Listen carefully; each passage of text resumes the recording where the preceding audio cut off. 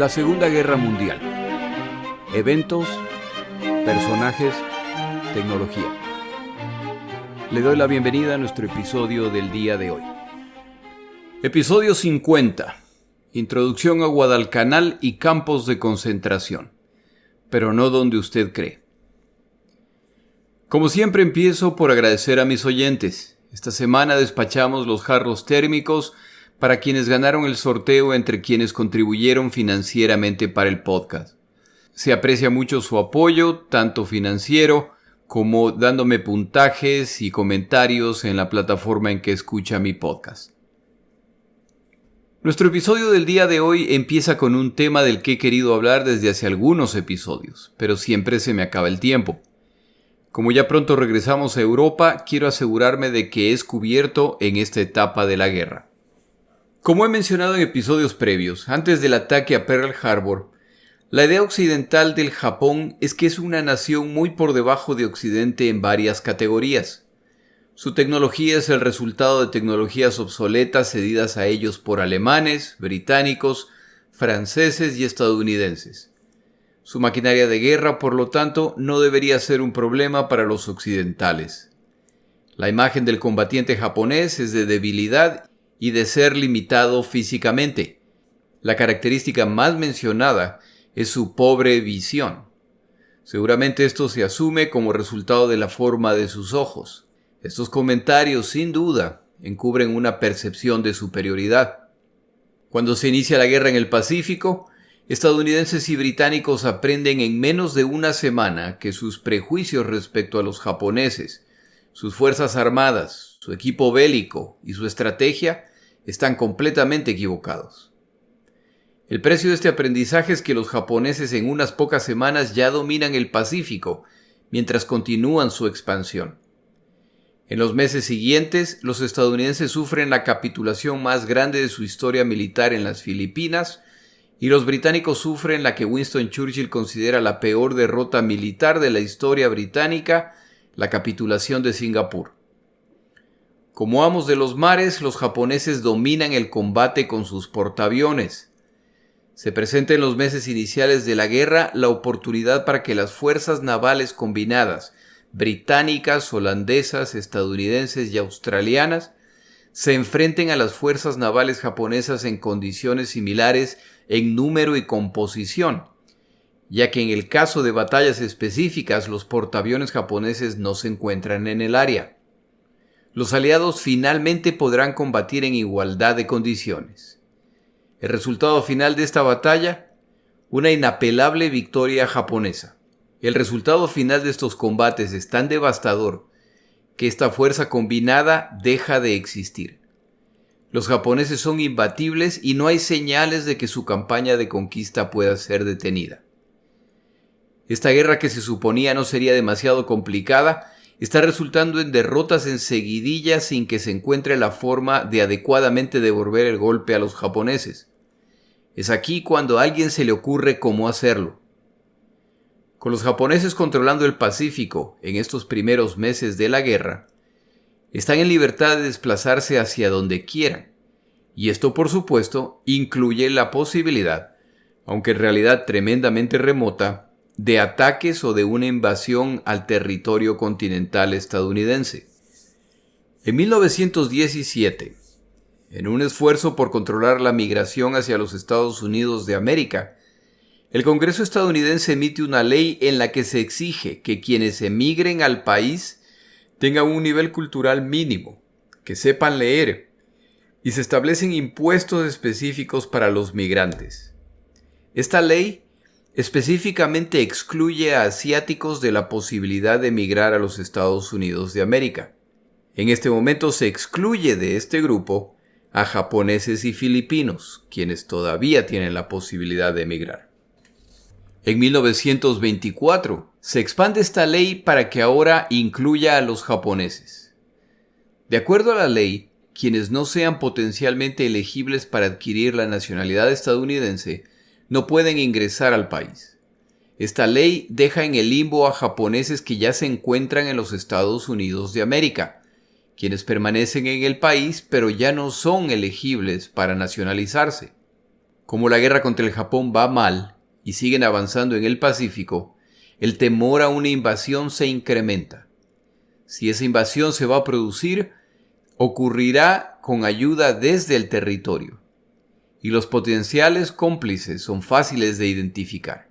La comunidad japonesa en la costa oeste estadounidense es bastante numerosa, y tal como otras tantas comunidades de inmigrantes, se han agrupado en áreas específicas. La alianza de estos individuos es con el Japón o con los Estados Unidos de América. Cada vez se los encuentra más y más sospechosos. Algunos llevan años en los Estados Unidos y aún así siguen siendo ciudadanos japoneses. Ojalá no se le escape al oyente la ironía de la acusación. Las ciudades en la costa estadounidense demandan que se garantice su seguridad. Pronto las voces que demandan acción empiezan a ganar fuerza. Un jab es un jab. Si recuerda, jab es el apodo despectivo asignado a los japoneses por algún individuo altamente creativo. Son las 3 primeras letras, J-A-P, dichas en inglés. Todos los jabs son iguales y son un riesgo para la nación. Hay que identificar una solución para este problema. Los estadounidenses no lo saben, pero en Europa, en ese mismo momento, los alemanes mantienen conversaciones muy similares para solucionar el problema racial que ellos consideran tener allá. Y así, el 19 de febrero de 1942, el presidente Roosevelt firma la Orden 9066. Este mecanismo permite a los presidentes estadounidenses implementar políticas y leyes sin necesidad de aprobación del Congreso.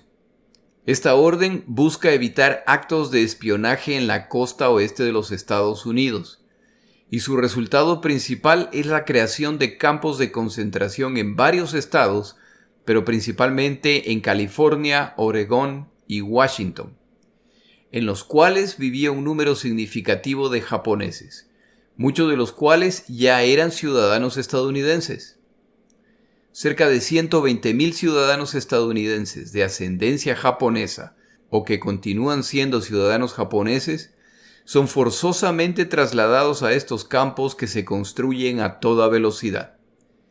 Para el momento de su movilización recibían la sencilla instrucción de meter todo lo que quepa en una maleta. Esta acción mete en problemas al presidente Roosevelt con su esposa, que considera la idea completa una estupidez abusiva, pero que en público debe mostrar apoyo por su esposo. Solo unas pocas semanas antes de la firma de esta orden, el presidente Roosevelt había reafirmado el deseo de los Estados Unidos de América de defender las libertades individuales en claro contraste con las naciones del eje. Le recuerda a la nación: nosotros los americanos, bajo ningún tipo de amenaza o ante cualquier peligro, renunciaremos a la garantía de libertad que los fundadores de nuestra nación establecieron. Defenderemos con pasión este derecho. Ahora, y al ceder ante la presión de aquellos que quieren que se haga algo, todo esto es historia. Un mes más tarde, el Congreso estadounidense ratifica esta orden, y famosamente durante el debate, uno de los congresistas exige que los japoneses sean internados segregados por sexo, para evitar que se sigan multiplicando en cautiverio. Los llamados a medidas drásticas se incrementan y se dirige a este pequeño grupo específico. Para este momento, los submarinos alemanes están causando estragos en la costa estadounidense. Envían incluso saboteadores al territorio estadounidense. Los vínculos de los grupos de derecha de los Estados Unidos y sus simpatías por los nazis no son desconocidos. Los italianos están combatiendo en África y tienen una abundante comunidad en los Estados Unidos. Pero estos grupos también tienen considerable apoyo político. Por lo tanto, no serán internados en campos de concentración. ¿Qué separa a los japoneses de los otros dos grupos de enemigos? Su raza, no hay vuelta que darle. Se inicia la evacuación, sería más correcto llamarla captura de japoneses, y empiezan a ser movilizados a los campos de concentración. La historia pronto empieza a evolucionar. No están siendo encerrados porque se los considera enemigos. Es para protegerlos de la población en general. Estos no son campos de concentración, son campos de internamiento. Con verdadera ironía, uno de los ocupantes del campamento, cuando le decían esto, preguntaba entonces por qué las torres con ametralladoras y los soldados están apuntando hacia adentro, si en realidad los están protegiendo de los que están afuera. La mayor parte de estas personas pasarán el resto de la guerra en estos campos de concentración. Unos cuantos lucharán por sus derechos. La mayor parte de estas comunidades buscan crear un sentido de comunidad mientras esta espera se concreta, pero no lograrán que se haga justicia. Hay momentos de tensión y violencia en los campos, y los jóvenes de ascendencia japonesa exigen que se les permita enlistarse para ir a la guerra. Lograrán esto, pero combatirán solamente en Europa para evitar riesgos. Esta orden presidencial se litigará, apelará, contraapelará, pero el resultado final es que estos individuos pasaron la Segunda Guerra Mundial encerrados en campos de concentración. Y cuando finalmente son liberados, han perdido sus casas, sus propiedades, sus trabajos y la sociedad en la que vivían. Este es un evento reconocido en los Estados Unidos de América como uno de los atropellos a los derechos humanos más aberrantes de su historia. Solo en 1988 el presidente Reagan aprueba el pago de compensaciones a los japoneses que sufrieron en este periodo. La cantidad, $20,000 para cada persona internada. Uno de los involucrados principales, décadas más tarde pierde el control durante una entrevista y llora de vergüenza ante la injusticia cometida. Otro de los involucrados principales, al oír del posible pago a los afectados, declara: «De una vez indemnicen al Japón entonces. Nosotros no iniciamos esta guerra, fueron ellos». Sin duda hay de todo en la viña del Señor. En fin, no quería dejar de mencionar este evento que es parte de la historia de esta guerra. Regresamos al Pacífico. Isoroku Yamamoto, almirante japonés, al solicitársele que se ponga a cargo de la futura guerra contra los estadounidenses, británicos y otros, declara que basado en su conocimiento de las naciones enfrentadas, esta es una muy mala idea. Cuando se le exige que se ponga a cargo de esta operación, él declara que puede asegurar que por 6 meses puede derrotar a los enemigos del Japón. Si no se logra un armisticio en este periodo y la guerra dura más, entonces ya no puede garantizar nada. Si para colmo, la guerra se extiende por años, entonces los resultados serán desastrosos. Lo acertado de su predicción es casi escalofriante. El 7 de diciembre de 1941, el Japón ataca Pearl Harbor, y los japoneses son casi imparables hasta el 6 de junio de 1942, cuando se produce el desastre japonés en Midway. La destrucción de 4 de los 6 portaaviones participantes en el ataque a Pearl Harbor en un día es un revés significativo, en realidad definitivo, en la guerra en el Pacífico. El objetivo del ataque a Midway era de una vez inclinar la balanza de la guerra naval a favor del Japón, luego de alcanzar múltiples triunfos en tierra y mar desde el inicio de la guerra. Pero entonces ocurre la misión Doolittle, en abril de 1942, la cual no causa daños significativos, pero traumatiza al pueblo japonés, ya que su liderazgo ha permitido que se acepte la idea de que el Japón es protegido por el kamikaze, el viento divino que protege al Japón de sus enemigos y que a través de su historia ha impedido que el territorio japonés sea atacado por extranjeros. Este bombardeo deja claro que ese no es el caso. En mayo se produce la batalla de Coral Sea. El Japón pierde un portaaviones pequeño y los 2 portaaviones adicionales que participan en el ataque a Pearl Harbor son averiados. Hunden un portaaviones estadounidense y averían seriamente un segundo. En esta batalla, por segunda vez, un plan de invasión japonés fracasa. El primero fue en la isla de Wake, pero eso se corrigió a los pocos días. El objetivo de este ataque era capturar el puerto Moresby, lo que daría a los japoneses una base cerca de Australia desde la cual bombardear y aislar a los australianos. Esta fuerza japonesa debe abandonar la misión bajo ataque aéreo desde portaaviones estadounidenses.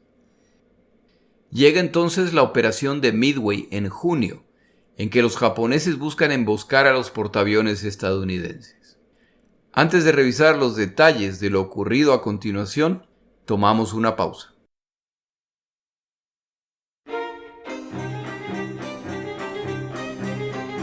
Palabras de Churchill. Entre los múltiples talentos de Winston Churchill se encontraba el de escritor. Él describía el proceso de escribir un libro de la siguiente forma: escribir un libro es inicialmente una aventura, es un juguete divertido. Pasa entonces a convertirse en una amante, para luego convertirse en tu amo y finalmente se transforma en un tirano.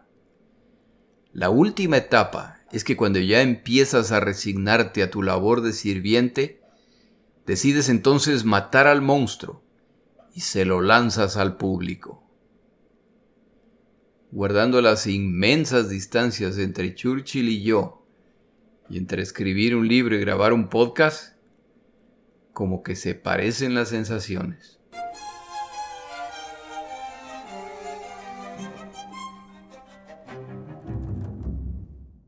Los autores Hiro Horikoshi y Matasake Okumiya, en su excelente libro Zero, la historia de la guerra aérea del Japón en el Pacífico, detallan cómo estaba constituida la flota que participó en la operación de Midway.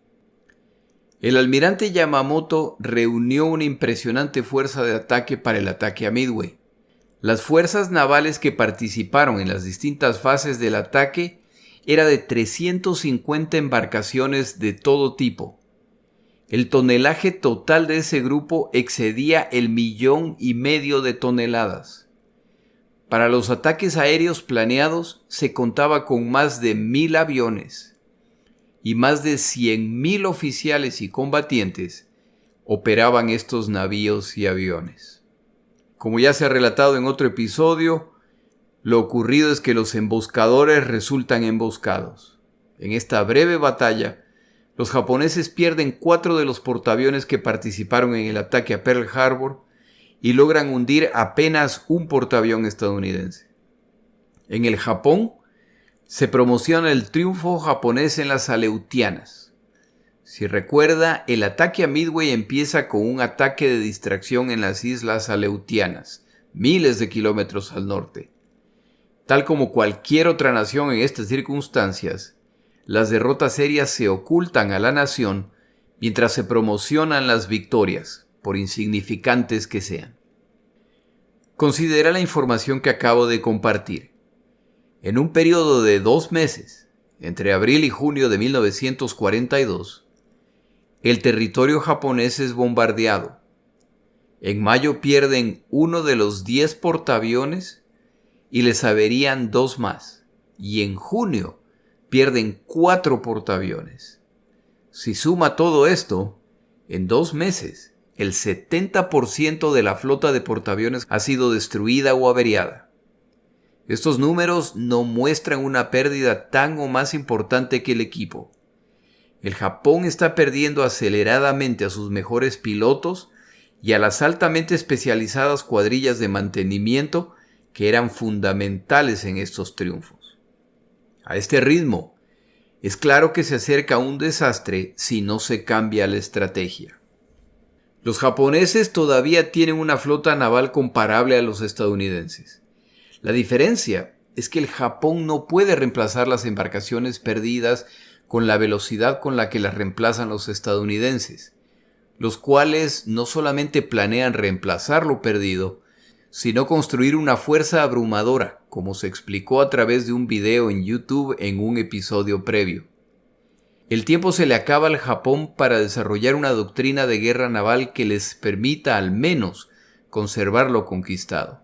La esperanza inicial japonesa en esta guerra, de que los estadounidenses no serían capaces de aceptar las pérdidas que están sufriendo en el Pacífico, sobre todo considerando la muy delicada situación en Europa, y que por lo tanto buscarían un armisticio o un arreglo que les permita acabar con esta guerra, con la derrota japonesa en Midway desaparece por completo. Si cuando los japoneses parecían imparables no se produjo esta rendición, ahora mucho menos. El Japón deberá por lo tanto pelear esta guerra hasta las últimas consecuencias.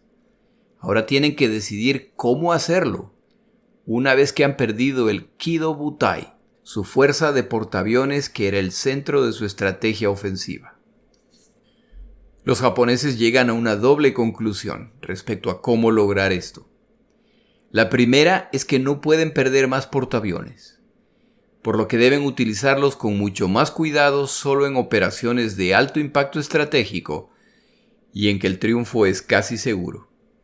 Dado el altísimo impacto que el poder aéreo está mostrando en esta guerra, la Marina japonesa deberá en el futuro priorizar el combate nocturno.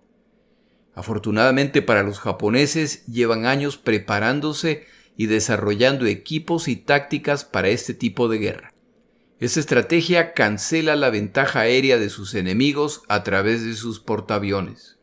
El segundo cambio de estrategia es que es hora de tomar ventaja de las múltiples islas que han capturado en esta guerra.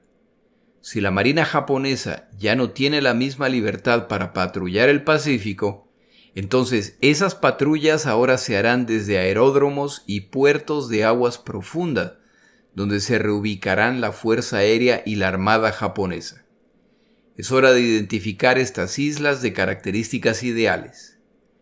Esta búsqueda se realiza con un plan principal en mente: aislar a Australia, ya que es aquí donde los aliados agruparán sus tropas para el contraataque en el Pacífico. Esta estrategia disminuye la tensión entre las ramas de las Fuerzas Armadas japonesas. La Armada japonesa ha sufrido algunos reveses. El ejército japonés, en cambio, está invicto en esta guerra. Por supuesto, si se ignoran los más de 4 años que llevan intentando derrotar a los chinos. Como en el resto de naciones, cada rama de las Fuerzas Armadas consideran que ellos son la clave para la victoria y sus operaciones, por lo tanto, deben ser priorizadas. A fin de crear este cerco defensivo, se identifican los puntos más distantes del recientemente expandido imperio japonés.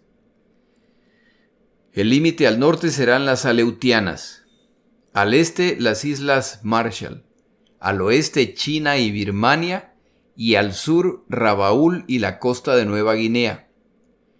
La flota japonesa se reorganiza para defender estos puntos. Esta decisión impacta las prioridades de construcción naval. Los diseños de los acorazados en proceso de construcción serán cambiados para construir portaaviones en su reemplazo. Esta guerra ha dejado en claro que la época del acorazado, como el centro de las flotas de combate, ha terminado. Ahora el centro de combate es el portaaviones, y los acorazados deberán sumarse al rol de defensa. De hecho, incluso el diseño de los acorazados ya existentes se cambia, para que ahora tengan menos baterías pesadas y más armamento antiaéreo para defender a los portaaviones. Los japoneses se encontraban en el proceso de construir otro superacorazado del tipo Yamato. El diseño se cambia sobre la marcha para transformarlo en el portaaviones más grande existente. La Armada japonesa, a propósito, a veces llamo a esta rama de las Fuerzas Armadas la Marina o la Armada. Son lo mismo, son términos intercambiables. La Armada japonesa ha ordenado la construcción de 15 portaaviones ligeros. La pregunta, por supuesto, es: ¿serán construidos a tiempo? En el bando aliado, el triunfo de Midway trae sus propios desafíos. Los más preocupados son los británicos. Los estadounidenses han ingresado a la guerra debido al ataque japonés. El público estadounidense demanda venganza. Churchill es de la opinión que si se pierde Europa, de poco sirve ganar el Pacífico. Hitler se enquistará en Europa y desde ahí buscará controlar al mundo. Roosevelt es de la misma opinión. Y ahora viene la discusión interna respecto a qué hacer a continuación. Si recuerda el episodio de la guerra en el desierto, estos son los días en que los estadounidenses se han comprometido con Churchill a enviar sus tanques Sherman de última generación al Oriente Medio para apoyar esa campaña. En las reuniones que mantienen Churchill y Roosevelt, junto con sus mandos militares para coordinar acciones conjuntas, se discute además el envío de tropas estadounidenses a Inglaterra para empezar a preparar el plan que exige Stalin. Aunque los soviéticos agradecen la ayuda logística y en equipo que están recibiendo, lo que ellos necesitan más que nada es un segundo frente en Europa, el cual liberará parte de la presión sobre los soviéticos, los cuales en este momento son los únicos, con la excepción de África y las campañas de bombardeos británicos, que combaten a la Alemania nazi. Ahora que la guerra se ha vuelto global, la lista de prioridades parece interminable. Acumular fuerzas y equipo para la invasión de Europa continental. La guerra en el norte de África, que si se pierde podría resultar en la pérdida del petróleo del Medio Oriente. La ruta ártica para abastecer a la Unión Soviética. La ruta atlántica para abastecer a Gran Bretaña y preparar el regreso a Europa. La movilización de tropas a Australia. La guerra en Birmania y China. Y por supuesto, la campaña en el Pacífico. Los líderes de cada una de estas iniciativas consideran la suya como la iniciativa principal y todas las demás deberán esperar. Como algunos de los egos más grandes del planeta están luchando por lograr aprobación de su excelente plan, la decisión no será fácil. El almirante estadounidense Ernest King, a cargo de las operaciones navales a nivel global, considera Europa secundaria y es de la opinión que la prioridad, sobre todo de la Armada estadounidense, es la derrota de los japoneses, por lo que no quiere distracciones. Es el momento de concentrarse en el Pacífico. El militar estadounidense más conocido y famoso en este momento es Douglas MacArthur, quien estuvo a cargo de la defensa de las Filipinas, que para este momento ya han capitulado, entre otras razones por errores tácticos de este general. Al margen de esto, se ha transformado en el héroe sufriente estadounidense, obligado a abandonar a sus tropas y que ansía regresar. Esta reputación de héroe durará toda su vida y la explotará en beneficio de su ego. MacArthur está de acuerdo con King. El Pacífico es primero, pero están en desacuerdo entre los dos respecto a cómo proceder.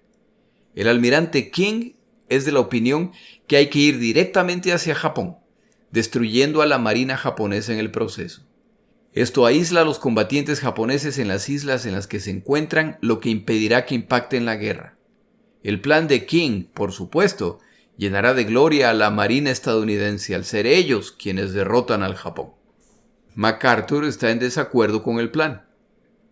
Es necesario ir deshaciendo el plan japonés isla por isla para acercarse al Japón, y la prioridad estadounidense debe ser la recaptura de las Filipinas. Si esto no se hace, los japoneses contarán con una significativa base para atacar el flanco de las fuerzas que atacan al Japón. Este plan, por supuesto, llena de gloria al ejército estadounidense, que combatirá y expulsará a los japoneses del Pacífico, a la vez que le permite a MacArthur cumplir su promesa de volver a las Filipinas. Como en el resto de países, para cada rama de las Fuerzas Armadas, su plan tiene sentido y los que promueven esta iniciativa, el almirante Ernest King y el general Douglas MacArthur, son conocidos por sus gigantescos egos e influencia. Ahora habrá que ver cuál operación será elegida. A pesar de la clara preferencia de los comandantes estadounidenses para concentrarse en el Pacífico, Roosevelt les recuerda en una carta en mayo de este año: nunca se debe perder de vista el que las fuerzas rusas, se refiere a los soviéticos, Están matando más alemanes y destruyendo más equipo militar alemán que todas las 25 naciones que participan en la guerra juntas. Ayudar a Rusia, por lo tanto, es la prioridad principal. En junio escribe: el ganar o perder esta guerra depende de los rusos. Stalin quiere una invasión aliada de Europa en 1942. Los estadounidenses lo consideran seriamente. Los británicos lo consideran simplemente un suicidio innecesario. Tomará años para prepararse para esa invasión. En realidad, ninguno de estos frentes de batalla puede ser ignorado, y todos deberán recibir el apoyo necesario. Pero los recursos de los Estados Unidos de América, aunque impresionantes y en crecimiento, no son ilimitados. En una muestra de la abrumadora capacidad industrial y militar que están desarrollando los estadounidenses, el presidente Roosevelt aprueba la estrategia del almirante King y la de general MacArthur en el Pacífico. Ahora hay que ver en qué orden se ejecutarán. Esta pregunta se responde a sí misma en julio de 1942. Australia es un país con una gran extensión territorial. Su población se concentra en unas pocas zonas de su territorio.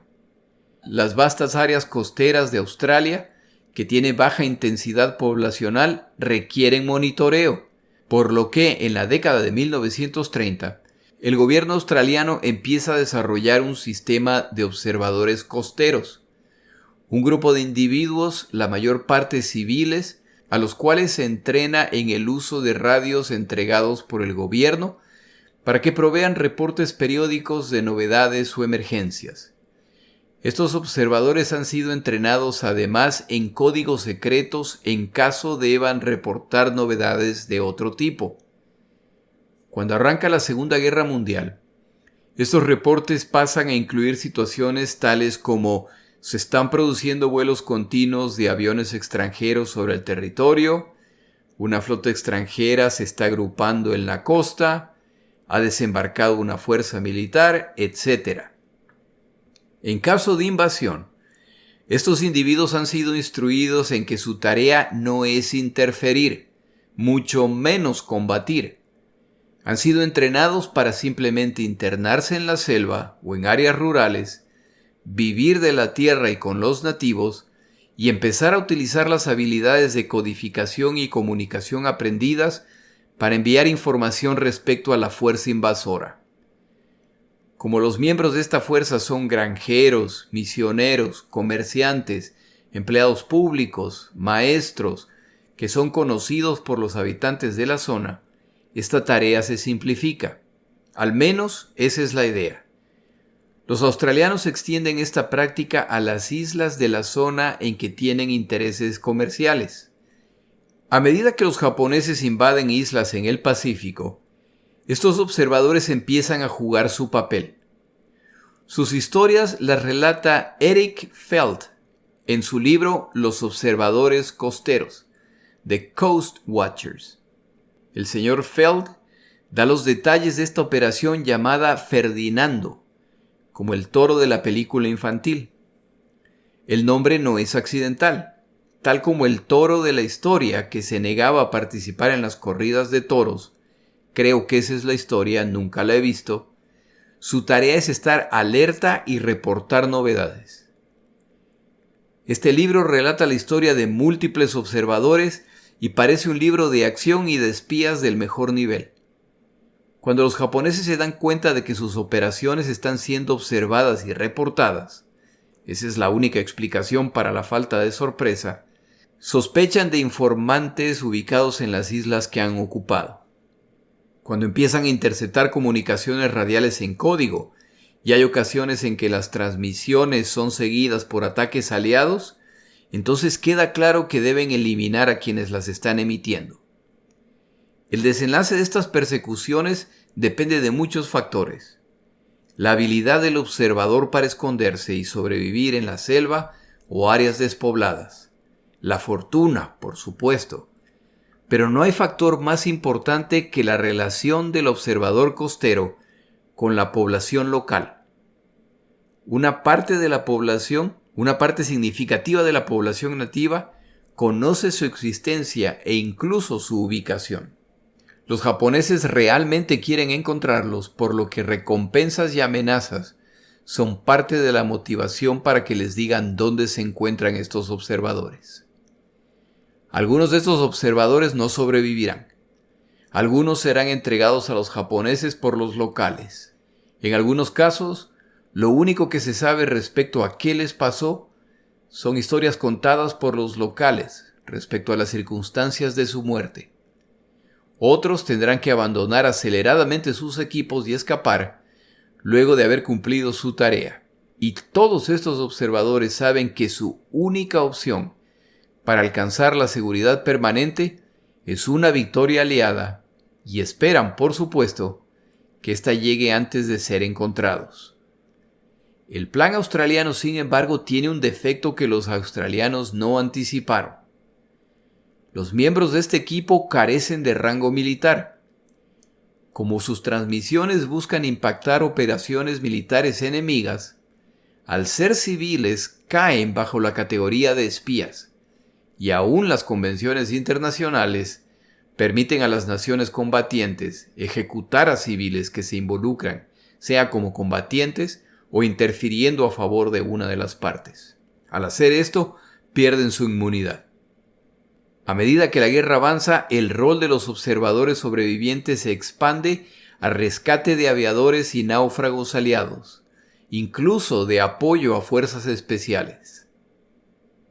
El autor Fell comenta, por ejemplo, que estos observadores jugaron un papel importante en la batalla de Coral Sea. Como se encuentran en distintas islas, al ver a la flota japonesa en camino, un observador reporta lo que ve en alta mar. Por ejemplo, hoy a las X horas del día veo a la distancia una flota japonesa que parece estar compuesta, por ejemplo, por un portaaviones, varios destructores y embarcaciones de tropas. Si horas más tarde un segundo observador reporta algo similar, entonces ya se tiene una idea de la dirección a la que se dirige esta flota al ubicar estas islas en el mapa.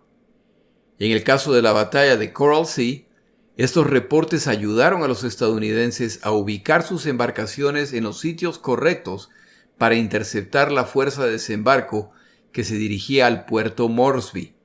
Algo similar ocurrirá en Guadalcanal.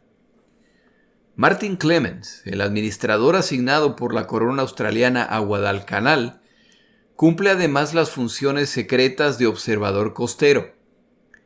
Esta isla debe su nombre a un grupo de exploradores españoles que en 1568 le dan el nombre de una ciudad andaluza al norte de Sevilla. A ver si nuestros amigos españoles nos confirman si todavía existe. El pueblo, no la isla, esa sigue ahí. En febrero, cuando parece que está por producirse la invasión de la isla, Clemens ejecuta el plan para el cual ha sido entrenado. Se interna en la selva y sobrevive con el apoyo de los locales. Reporta los cambios que se están produciendo a medida que el Japón invade más islas de la zona y reporta eventos no solamente en su isla, sino en el mar. Flotas que navegan frente a su costa, su dirección y composición estimadas. Estos reportes de los observadores en todas las islas ahora son diarios y el gobierno australiano los recibe, clasifica y comparte con los británicos y estadounidenses. Normalmente, estos reportes son rutinarios y simplemente reiteran situaciones que ya son conocidas. Los japoneses reinan supremos en el Pacífico y siguen expandiendo sus conquistas. Pero esto cambia en julio, cuando Clemens transmite un mensaje aparentemente rutinario. A inicios de mayo reporta la invasión de Tulagi, la isla cercana a Guadalcanal. Para junio reporta que ya están en la costa norte de Guadalcanal. Pronto llegan además cuadrillas de construcción, incluyendo equipo pesado y centenas de infantes de marina japoneses. Se ve que el proyecto planeado es grande. Los japoneses descubren sus transmisiones radiales, por lo que inmediatamente se despachan exploradores a buscar el origen de la transmisión. Se inicia entonces un juego del gato y el ratón. Clemens, informado por los locales que se acercan las tropas, se retira a otra área de la selva. La persecución es incesante y si no hubiera contado con la ayuda nativa, que conoce mejor el territorio que sus perseguidores, no hubiera logrado escapar. Esta persecución lo lleva nuevamente al extremo norte de la isla, donde descubre la naturaleza del proyecto. Los japoneses están construyendo un gran aeródromo. El nivel de detalle y los materiales utilizados claramente muestran que estas instalaciones no son una pista menor o para emergencias. Está destinada para aviones de todo tamaño y para operaciones a largo plazo. Este no es un aeródromo temporal. Clemens, con la batería de su radio casi agotada y con sus perseguidores pisándole los talones, envía un reporte final en el que detalla lo que ha visto. Cuando el almirante Ernest King, a cargo de las operaciones navales estadounidenses en todo el planeta, recibe este mensaje, inmediatamente se da cuenta de las implicaciones de este evento. Si usted toma un compás y traza un círculo de un radio de 480 kilómetros desde el norte de Guadalcanal, la isla, no el pueblo, verá que bombardeos y cazas despachados desde ahí amenazan todos los planes potenciales aliados. El plan de MacArthur para avanzar isla por isla o el de King de dirigirse directamente al Japón. Como las tropas y equipo se están acumulando en Australia, esta pista en Guadalcanal permitirá aislar la mayor parte de las rutas navales entre los Estados Unidos de América y Australia, y pone además a Fiji y Samoa a su alcance. Esta base japonesa, combinada con la base japonesa en Rabaul, permite controlar la zona del Pacífico. El nuevo plan japonés para consolidar su imperio se ha vuelto evidente. Están buscando reforzar posiciones en tierra y llevar la pelea hacia ellas. La guerra pasará a una nueva etapa en la que la guerra terrestre y aérea pasarán a tomar mayor importancia. Pero para lograr esto, hay que empezar por construir el aeródromo en Guadalcanal. Le iba a decir cuál Guadalcanal, pero como que ya me estoy pasando. Para agosto de 1942, la siguiente gran ofensiva aliada en el Pacífico se ha decidido. No se debe permitir que esta pista en Guadalcanal entre en operación. Se decide además que, si se van a enviar fuerzas navales y marinos para ejecutar esta tarea, es mejor de una vez expulsar a los japoneses de esta isla para utilizar Guadalcanal como el punto de ataque desde el cual iniciar la destrucción del imperio japonés. Este evento descubierto gracias a un observador costero australiano desata una serie de decisiones que desencadenarán las batallas navales más brutales de la Segunda Guerra Mundial. Los japoneses no quieren exponer sus portaaviones, por lo que los utilizarán limitadamente y pasan a combatir bajo una modalidad para la cual se han preparado por muchos años y en la cual son los mejores: el combate naval nocturno. Los estadounidenses no quieren exponer sus portaaviones, por lo que los utilizarán limitadamente. Esto resulta en que estas fuerzas combatirán con poca o ninguna participación de este tipo de embarcación. La era de los acorazados, destructores, submarinos e incluso botes torpederos ha regresado temporalmente, y el resultado serán brutales batallas en tierra y mar, en que los dos lados sufrirán derrotas significativas. No hay garantías de quién saldrá triunfante de estos combates. Lo que sí está claro es que quien triunfe pondrá a su rival en una posición muy complicada que probablemente resultará en la derrota final. A partir de ahora empezamos a familiarizarnos con islas de las que probablemente nunca había oído y que jugarán un papel importante en el desenlace de la guerra en el Pacífico. Ha llegado el momento de regresar a Europa para ver cómo ha evolucionado la guerra entre soviéticos y alemanes desde diciembre de 1941. Al cerrar temporalmente este escenario de la Segunda Guerra Mundial, es importante mencionar las diferencias entre la guerra en Europa y en el Pacífico. La guerra en Europa se inicia en septiembre de 1939. Tras derrotar a Polonia, el siguiente ataque alemán se produce en abril de 1940 y es seguido por ataques en mayo y junio, cuando se inicia el ataque aéreo a Gran Bretaña. En otras palabras, toma más o menos 9 meses para que la guerra europea se intensifique. Y eso que la invasión de la Unión Soviética ni siquiera ha ocurrido aún. En un periodo similar, 9 meses, en el Pacífico ya se ha llegado a un punto determinante en que la fortuna de los combatientes está por decidirse. Abandonamos el Pacífico a inicios de agosto de 1942. Pero antes de regresar a Europa tomamos un desvío bajo la categoría tecnología para hablar de la embarcación naval central de este conflicto y de todos los conflictos navales futuros, el portaaviones. Mi nombre es Jorge Rodríguez. Gracias por acompañarme. Para información adicional respecto a este episodio, las notas de este podcast, que incluyen la narración de este episodio, así como acceso a resúmenes, videos, documentales y materiales adicionales gratuitos disponibles en el Internet, por favor vaya a Amazon y busque el libro La Segunda Guerra Mundial, Eventos, Personajes, Tecnología.